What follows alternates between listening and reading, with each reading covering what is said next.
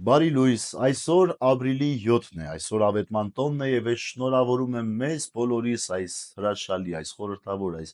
գեղեցիկ տոնի առիթով, սիրելիներ։ Ապրիլի 7-ը միայն մեզ չի պատմում այն մասին, որ Սուրբ Աստվածածինը հղիացավ։ Ապրիլի 7-ը եւ ավետման տոնը մեզ պատմում է մի մեծ ավետիսի մասին, որով սկիզբ է տրվում մարդկության սերնդի փրկagorցության։ Այո, փրկagorությունը սկսվում է այն պահից, երբ, ինչպես ցույց է տալիս ու պատմում է մեզ Ղուկասի ավետարանի առաջին գլուխը, հրեշտակը գալով նրա մոտ ասաց. «Ուրախացիր, ով շնորհընկալ, Տերը քեզ հետ է»։ Իսկ նա այս խոսքերի վրա խռովվեց եւ մտքում խորում էր, թե ինչ բան էր այս ողջույնը։ Եվ հրեշտակը նրան ասաց. «Մի վախեցիր, Մարիամ, որովհետև Աստծուց դու շնորհ կտար։ Եվ ահա դու կհղիանաս եւ կծնես մի որդի ու նրա անունը Հիսուս կդնես։ Նա մեծ կլինի եւ Բարձրյալի որդի կկոչվի, եւ Տեր Աստված նրան կտա նրա հոր Դավթի աթոռը, եւ նա հավիտյան կթագավորի Հակոբի տան վրա, ու նրա թագավորությունը վախճան չի ունենա»։ Ահա այս խոսքերով է սկսվում փրկությունը։ Նրա թագավորությունը վախճան չի ունենալու։ Ավետման տոնը, սիրելիներ, գալիս է մեր մեջ դնելու նոր հույսի, նոր կյանքի հույսի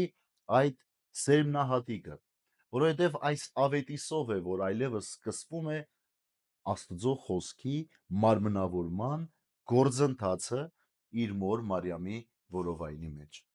այսինքն մեր փրկությունը։ Եվ Մարիամը այս պարագային դառնում է մեզ բոլորիս կրողը, սիրելիներ, եթե այլաբանորեն իհարկե ասեմ, որովհետև եթե մենք Քրիստոսի մեջ ենք,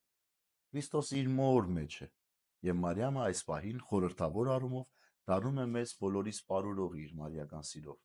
Հետևաբար այսօրը նաև մայրերի օրհնության օրն է, որտեղ մայրը կրում է իր մեջ իր զավակին բովանդակությամբ, ամբողջությամբ, եւ մայրն է պաշտպանը, մայրն է հոգը տանողը, մայրն է ջերմացնողը այդ պտղի։ Յուրաքանչյուր մեկս պտուղներ ենք, սիրելիներ։ Մի օր մենք ծնվելու ենք հավիտենական կյանքի մեջ։ Այսօր մեր մայրը իդեմս Սուրբ Աստվածածնի մեր եկեղեցիներն են, որոնք մեզ ջերմացնում ու պարուրում են իրենց որովայնի մեջ, մինչև որ հասնի ժամանակը եւ մենք էլ արժանանանք հավիտենական կյանքի ծննդյանը։ Ուրեմն ավետման տոնը միայն Աստվածածնին տրված ողջույնը չէր, այլ յուրաքանչյուր մեկիս ուղված ողջույնն է, որ ուրախացեք, որովհետև ահա ձեր փրկության սկիզբը դրվեց։